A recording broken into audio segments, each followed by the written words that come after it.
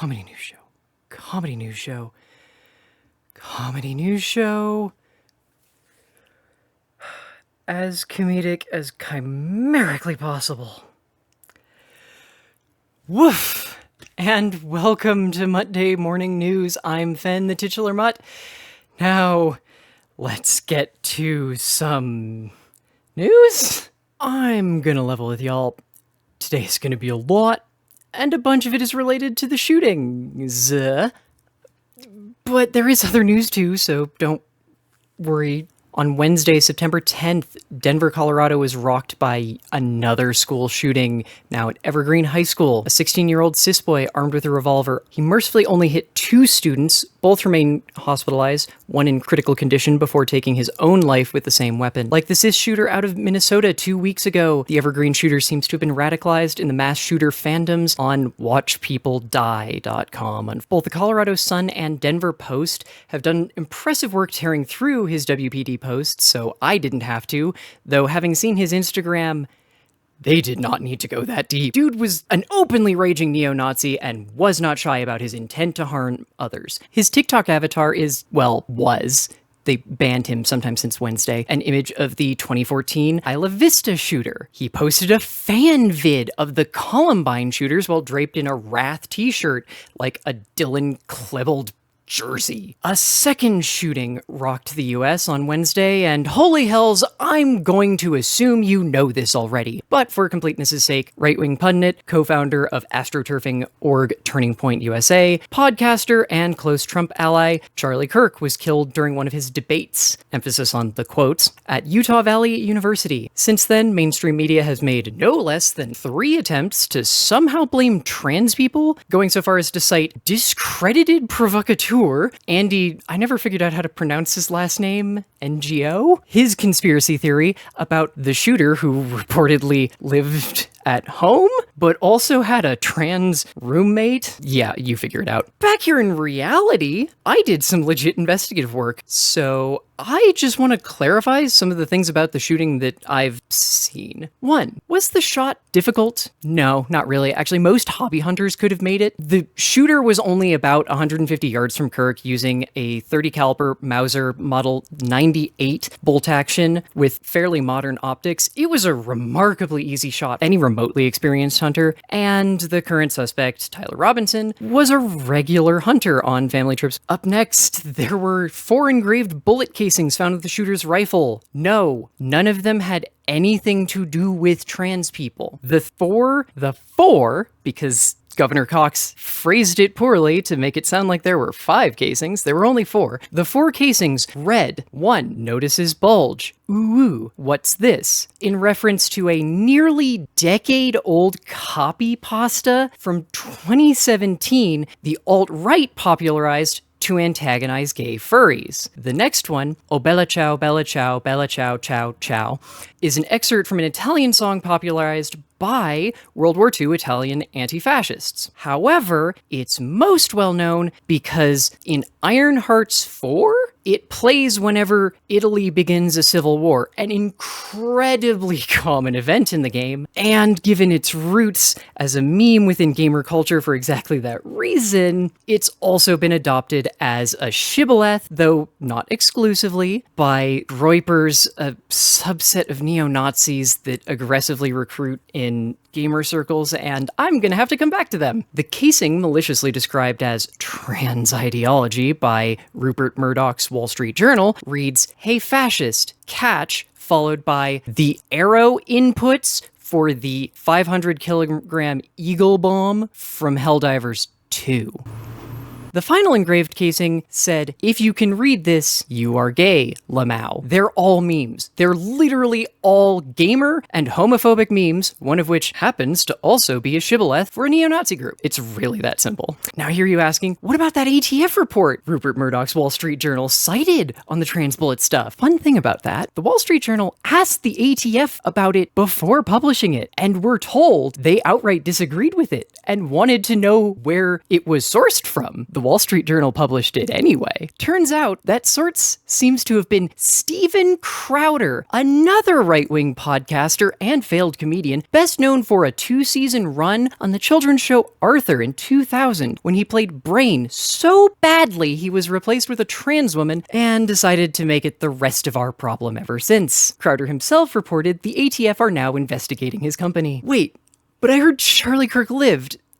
Yeah, that's because Grok AI, aka Mecha Hitler and holder of multiple US government and military contracts, lied to its users on Friday, claiming that Kirk lived through a shooting not in Utah, but Phoenix. Kirk was shot right after answering a question on trans shooters. No, that was a falsehood propagated by the Deseret Reporters, a right-wing newspaper that was there already to... This was one of Kirk's debate events, where he challenges those with opposing views to come debate or question him. The trick he, Crowder, and Shapiro play is setting up these events at red colleges. They do this so that they can film their 30-plus-year-old trained commentator selves smoking 19-year-old liberals who have to go to conservative colleges and have no media or debate training. Second, there's zero evidence the shooter could hear Charlie Kirk. Third, the first person Kirk spoke with asked if Kirk knew how many mass shooters were trans. Kirk lied, there haven't been any. The student then followed up with another question, asking Kirk if he knew how many mass shootings there had been in the United States, which Kirk dodged with a racist comment implying incorrectly that most mass shootings in the US are gang violence rather than the acts of angry cishet white men. Then he was shot. Some of you may have also heard some really bad things about Kirk, but those can't be true, right? Okay, so this one's more for your parents than you all, sorry. So Charlie Kirk existed in this kind of unique space where some people have only seen him doing motivational speaking in prayer circles. See,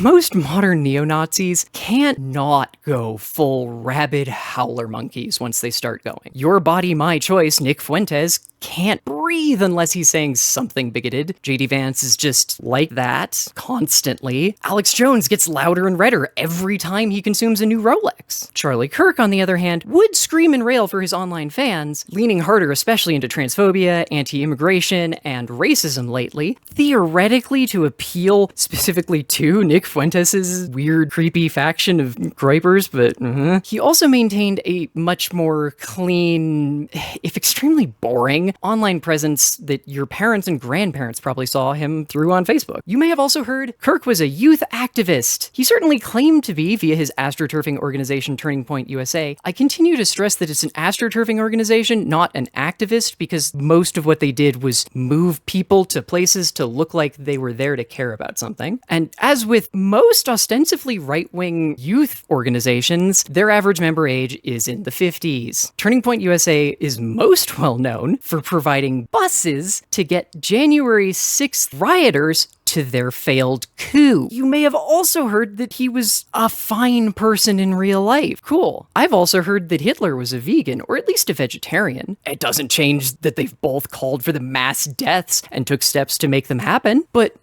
we shouldn't speak ill of the dead, right? Okay, technically you're right in that we should not speak false ills of the dead. What we do owe to ourselves and the future is the truth, the good and the bad. Charlie Kirk called for the end of the Civil Rights Act. He called for the death by stoning of all gay people. He was not a paragon of justice. I've heard the shooter was a groiper. Okay, look, short version, there's nothing conclusive, but there is a lot of circumstantial evidence that Tyler Robinson, the current suspect, was deeply online, specifically in gamer and neo-Nazi circles. There is a lot of overlap, unfortunately, between those two. Long version, same answer, but I'm explaining what a groiper is this time. Groipers are the neo-Nazi swarm that moves vaguely around Nick Fuentes. They're predominantly white twinks driven utterly feral on gamer culture and Nazi memes. They're not the most populous, but they're such brain-boiled zealots and white enough to get away with damn near anything. They tend to actually scare their own would-be allies. files. They recruit heavily in male gamer spaces and are in fact a direct offshoot of a faction all the way back from Gamergate. Wait, so why would the right wing fight like that? Okay, so fun thing, the right wing hates each other. Just so much. They hate each other so much, y'all. They all have their own little specific pet projects or ideologies that once they get into power, they immediately start squabbling over their own personal focuses. It happened with the Nazis. It happened with the Second Reich. It's happening with the Fourth Reich. Fuentes and the Groypers have been on the outs with the Trump admin as their fervent anti-Semitism clashes with Trump's pro-Israel policies. Meanwhile, Kirk, a longtime rival of Fuentes going back to the 2019 Groyper Wars, no, I'm not making that name up, God, I wish I was, has the US dictator's ear. Kirk has been seen as somewhat of a moderating element to the neo-Nazi wing of the right, largely based on that whole he isn't constantly imitating a rabid howler monkey thing. However, Kirk's also drawn recent animosity from Trump faithful because he was pushing for the release of the Epstein files. Though, after at least one direct call with Trump, he did eventually retract that. It took a little while, and seems to have largely been based on the fact that he stopped believing Trump was at death's door. So this one's actually a little funny. I've already seen some people questioning how many shooters and arrests there were. So there was only one shooter. In fact, there was only one shot. There have been 2 arrests. However, there have been about 5 claims of arrests. The campus police, who were on site but were harassing students protesting Kirk's presence at their school at the time of the shooting, quickly tackled an old man to the ground, and some sources claimed he was arrested, though I've seen no evidence of that. Someone else was arrested and charged with obstruction of justice, but that was just on site, and no one is entirely clear on who that person was. Director of the FBI, Kash Patel, currently being sued for the illegal and politically motivated firings of large swaths of the FBI, including that of the special agent in charge of Utah, Nevada, and Montana offices, who had 2 decades of experience and was one of the Bureau's top picks for most national security cases. Well, he spent a lot of time tweeting. In fact, on multiple occasions, he tweeted that the killer had been caught. One of those was really funny, though. See, there's this restaurant in New York called Rouse. It's an Italian restaurant so well known that its reservations book up January 1st. And I mean, they book up for all of a year on January 1st. There are families and people who have tables permanently reserved for them and would not be able to get in otherwise. Their dining service opens at 7 p.m. At 6:21 p.m. on Wednesday the 10th, Kash Patel tweeted that they had caught the suspect. NBC News and at least 2 people familiar with Kash Patel's whereabouts reported that he was seen dining at Rouse around 7 p.m. At 8 p.m., he tweeted that the suspect had gone through questioning and been released. So that's probably why you're at least a little bit confused about that one.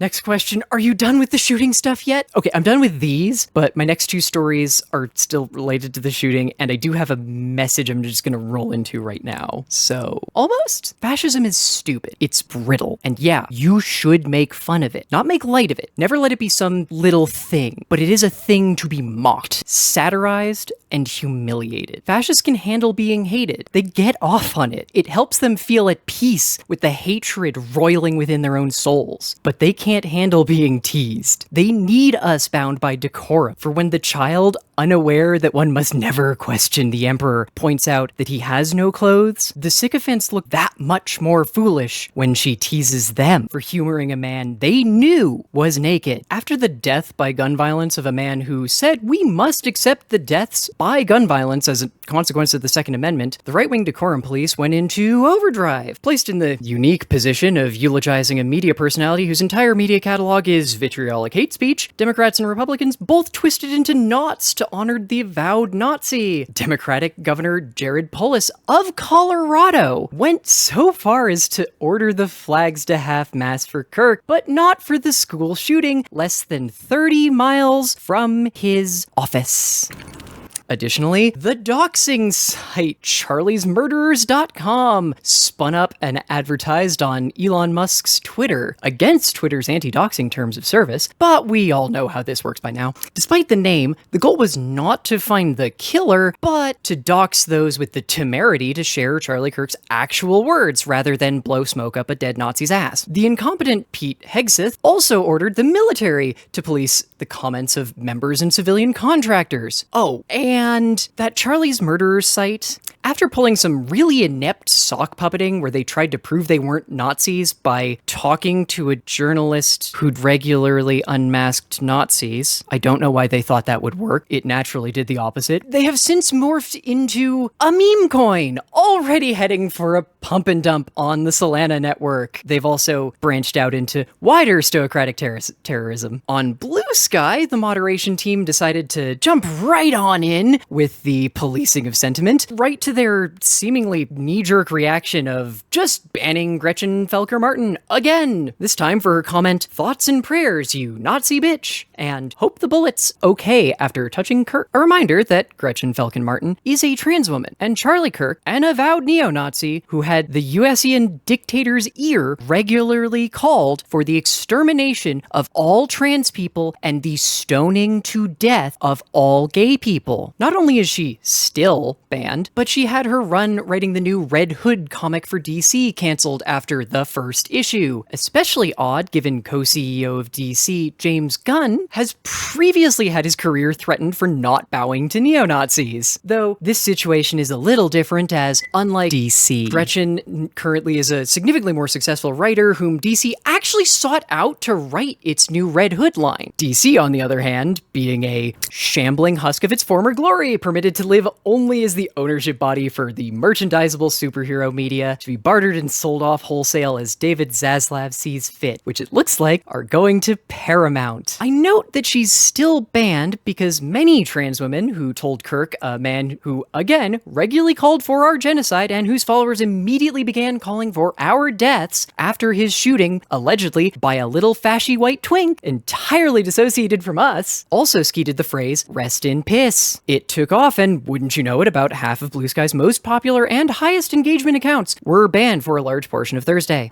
And since it also happened to hit Nathan Grayson, co-founder of Aftermath, when he broke the story a bit wider, most folks had their accounts restored, except for Gretchen Felker-Martin. The Blue Sky CEO issued a public statement, as usual, abdicating any and all responsibility. Speaking of abdicating responsibility, on September 11, Florida State Rep Brian J. Mast introduced H.R. 5300 Department of State Policy Provisions Act, a thick brick of text with a keynote buried on page 44, section 226, labeled "No Passports for Terrorists and Traffickers," which would amend the Passport Act of 1926 by adding an entirely new section dictating stipulations where the Secretary of State, Marco Rubio in this case, would be obliged or allowed to revoke the passports of American citizens or refuse to issue them entirely. Needless to say, they amount to "because Marco Rubio," or whoever the Secretary of State happens to be, says so. It goes to its first hearing on Wednesday, so please call your reps. Again, that is H.R. 5300, specifically section 226, page 34 through 47. Though, just in case it's not clear, this whole bill sucks. It is 248 pages of this crap. Section 227 is about creating a chief AI officer and obliging the US government to use AI for translation services, which it is notoriously awful at. There are 110 specifically fascist changes within this bill. Call your reps about it. It's bad. Okay, let's see if I can do some faster stories that I can maybe make a little bit funny. On Friday, September 12th, Albanian Prime Minister Edi Rama and Enwa Kaso, head of the Department of AI and Cryptocurrency Licensing for Albania, yes, they have that, debuted a chatbot for the government site, while claiming that the chatbot, Dila, son in Albanian, would be a full member of Edi's cabinet, despite not being an elected minister, and she would somehow tackle corruption and promote transparency. I rather doubt the chatbot really gets what a state secret is, so she may have a legitimate effect on transparency. On September 11th, Bloomberg published a new trove of Epstein information after getting access to a Yahoo email account used by the child predator from 2002 to 2022, though it was most active between 05 and 08. Maxwell, currently serving a 20-year sentence for grooming and recruiting young children into Epstein's employ, claimed she was kept at arm's length from the monster's operations during that time. The emails prove that was a lie. She was deeply tied into his business and his personal life, and I'm just gonna say there is something deeply horrifying about adults talking so casually about abusing and prostituting children while unable to talk frankly about their own IVF attempts. On Friday, Catherine Hanaway, the new Attorney General of Missouri, announced the state's age verification law that was never voted on because it's actually a rule she stapled onto an unrelated law, and frankly, she doesn't really have the legal precedent to do it, but sure, we're just doing this now. It will go into effect on November 30th, doing so unilaterally with no legislative vote or opinion from any Missourians. The Attorney General described the rule as protecting children from online pornography. However, its actual text requires verification for material harmful to minors, which is the exact same language used to ban everything from Pride merchandise in Florida to manga and anime in Texas off of SB 20. Buried in the announcement itself was also this fun little detail where Hanaway declared that most internet porn, by her opinion, as the highest attorney in Missouri, is so obscene, age verification is not enough, and leveled an only barely implied threat against the concept of internet porn. Also under threat, more adult-oriented Patreon alternative Subscribestar seems to have soft banned Degrees of Ludity late Sunday night. I was up very late having to add this story. Hey, editing me just coming in to say this story was broken by Anna Valens. I happened to see it at 3 a.m. and thinking that I had grabbed a screenshot of the whole thing, grabbed instead the blog post that Anna had shared. I'm trying to say this story was broken by Anna Valens. Honestly, she's just a really good source for, adult gaming news and censorship news. She's a good source for a lot of news. The account still exists, but has been wiped clean of content. The dev, Vrelnir, can't post anything new, and the account has had all payment systems shut off. Vrelnir has not been given a reason or even informed something had happened to her account by Subscribestar themselves. Some are speculating the work of fiction was hit for its over 18, but still in 6th form main character. Degrees of Ludity explores the ways the UK in particular treats those who are both 18 and in 6th form, the final 2 years of British pre-university schooling. Namely, the ways that new 18-year-olds are expected to suddenly exist as legal sexual objects for the men around them while still being treated like children by the same men. In some ways, it's the simulator Collective Shout claimed No Mercy was, but unlike that ineptly assembled visual novel, Degrees of Ludity is not pushing misogynistic ranting and titillation. It demands its audience confront the ways their society is structured around the systemic denial of young women and girls' autonomy, often in the same breath where they claim to be defending it. It uses the unique interactive medium of video games to tell the fictitious version of many girls' real experiences. And that's the key. It's fiction. Like No Mercy before it, no one is harmed because this game includes fictional sexual assaults. How about a nice session I continue to insist on calling pet play? Those never go poorly. And we have so much Nintendo news. Oh, and I actually have something for this. I'll be right back. Hope you didn't think I was kidding or anything.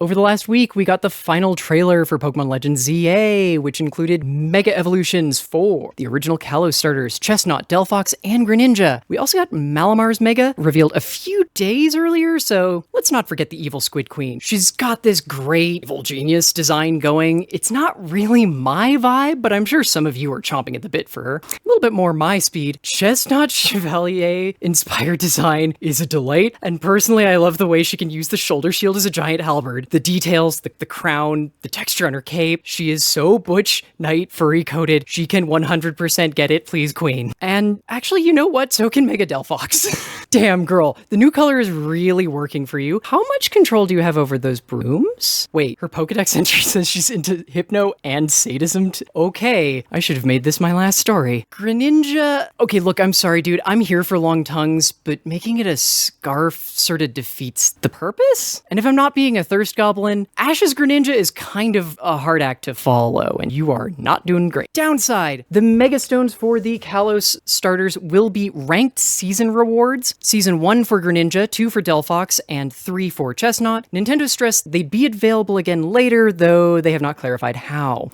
Also at the Nintendo Direct, a distribution of the otherwise inaccessible Shiny, Koraidon, and Miraidon, the box legendaries for Scarlet and Violet, were announced. For the first time in ages, Game Freak is distributing the Shinies via GameStop in the US and EB Games in Canada, Australia, and the UK. It's unclear why, as they've been handling distributions just fine through home and self-publishing of their own codes since COVID began. They also announced a Virtual Boy client for NSO with 14 games, which does technically include a game never previously available in the United States, Virtual Bowling, but it doesn't include the US-only Waterworld Virtual Boy game, so technically there's actually still only 14 games for the Virtual Boy. If you want the goggles attachment to strap an entire Switch 2 to your face because you crave the verisimilitudinous migraine induction or something, it'll run you an additional $100. The original Virtual Boy retailed for $179.95 when released in August 1995, 30 years ago. By mid-1996, Blockbuster was selling them for $50 a pop just to get them off their shelves. I bring this up for no reason. I'm hearing even more was announced at the Direct. Wait, they announced a $30 DLC you can buy that day for a $60 game that costs an extra $10 for no reason on the Switch 2? And isn't out for a month? With the selling point that it's gatekeeping Mega Raichu X and Y and the mythic Pokemon Hoopa? Oh, and additional story wait, I thought these were supposed to be selling points. Okay, there's gotta be good news in there, right? Crap. Oh, damn it, this next thing is about game mechanic patents.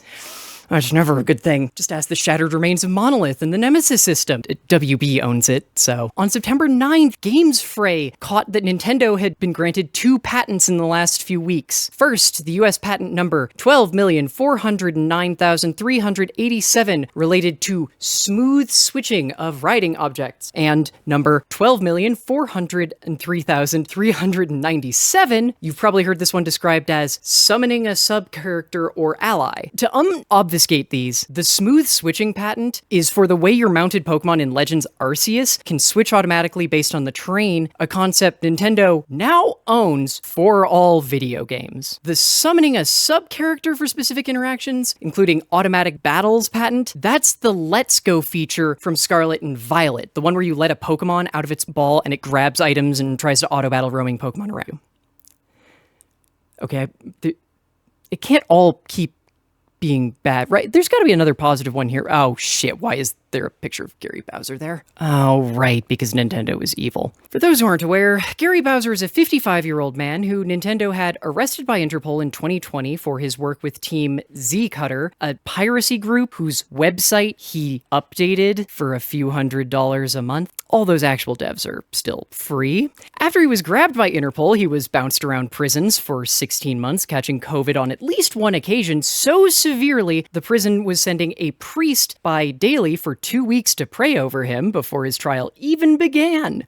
Bowser did not fight Nintendo and took a plea deal. His lawyer asked for a 19-month sentence as the then 52-year-old had already been imprisoned for 16 months. Nintendo disagreed, pushing for the full 60 months allowed by law, in addition to slapping Bowser with a civil suit for $15 million, which he also did not contest. The judge, citing that Bowser had spent 6 months in effective solitary confinement, only effective because he only spent 23 hours a day devoid of human contact instead of 24, sided closer to Nintendo, sentencing him to merely 40 months. Gary was given early release after 14 months in April 2023 for good behavior. Reminder that means this man was imprisoned for 30 months for updating a website. While in prison, his meager wages were garnished by Nintendo to the tune of $25 a month. He was paid $1 an hour to counsel prisoners on suicide watch. Those are the wages Nintendo garnished. After his release, Nintendo is owed 20 to 30% of any money Bowser has left after necessities. He did an interview with The Guardian back in 2024 where Bowser's inexplicable optimism showed through while describing his reliance on food banks, hope for disability payments, the kindness of friends and strangers. Nintendo had a 53-year-old disabled dude imprisoned for 30 months at the height of the pandemic and has now trapped him into perpetual poverty, paying back $15 million they don't need, which he had no part in taking from them until his death. Nintendo is evil. I did say as comedic as possible, didn't I?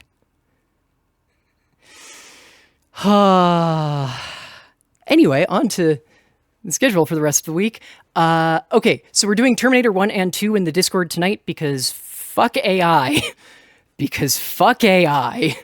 I will try and get this up on YouTube as quickly as possible so that y'all can... I did say 20. Yeah, I just realized it. Or I realized it after you pointed it out. Yeah. I will try and get this up as quickly as possible so YouTube folks can see that as well. This schedule is mostly correct. Oh, not mostly correct. This schedule is 100% correct. Yes, that is technically 6 streams this week. I am probably going to be trying to make Muttday Morning News smaller next week, but I kind of have to hope that there isn't a ridiculous story like the Kirk shooting that creates 8 million subsequent stories attached in their own weird directions. So, we'll see. I've got Silksong on Wednesday at 5 p.m. MDT because I want to beat it, and I just also don't think I should play it as much on stream because it'll just keep annoying me. Not as much on stream. Like, I'm playing through it entirely on stream. I just don't think I should make it my only stream game. Also, it's not been great for viewership, if I'm completely honest, and I think part of that is that a lot of people don't want to be spoiled on it, and I'm not blaming people, so... Thursday is probably going to more regularly be an Elite Dangerous stream, largely because Thursday is also when they do their resets. Fair warning that part of the reason why I'm keeping Tuesday clear is because it's specifically the day Steam does their updates, and somehow whenever I like streaming on Tuesdays, I end up streaming during Steam updates, and it's just a whole thing. On Friday, I will be doing the Digimon Time Stranger demo. I've heard tell that it has at least 2 hours, if not like significantly more, of content, so that should be fun. On Saturday, this is going to be another regular stream. I'm going to be playing some PvE, as casual as it gets, Tarkov with April, and starting on Sunday, I am going to be going back to Skin Deep because I was really enjoying that game and I want to go play more of it. If you haven't seen it, it's a first-person immersion simulator puzzle, like roguelike puzzle thing by the people who made Quadrilateral Cowboy. It's very fun and silly. You are an insurance agent who is like placed on ships in cold storage to be woken up when the ship is boarded and attacked by pirates, and it's your job to go help rescue the crew, who are all cats for reasons. I don't know if they're good reasons, but they're definitely reasons. So it's very fun and silly. So we'll be going back to that too, at least for next week, if not also, or this week, if not also next week. It depends on how much I have left, because I have no idea. Yeah, okay, I have to re-record one of those because of the linear time is hellish and uncaring and makes fools of us all.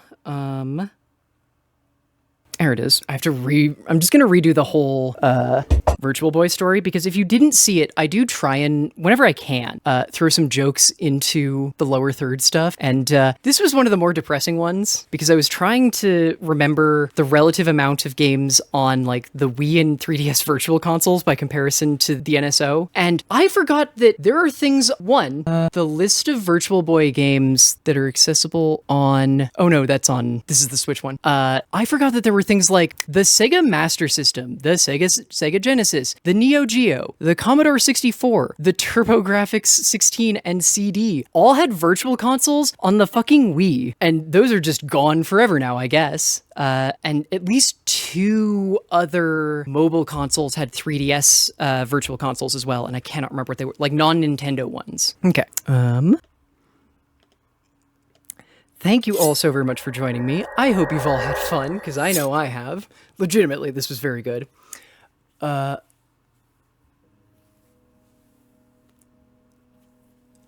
What? I have no idea what you're talking about, Mushby. I'm fascinated. Thank you very much, too. I need to fix this, too, because Rose should be on there. April, Fragile Paper, Manfred, Pinball Witch, Pimento, Yelk, and Rose for supporting the stream over on patreon.com/Phenn and or coffee.com/Phenn.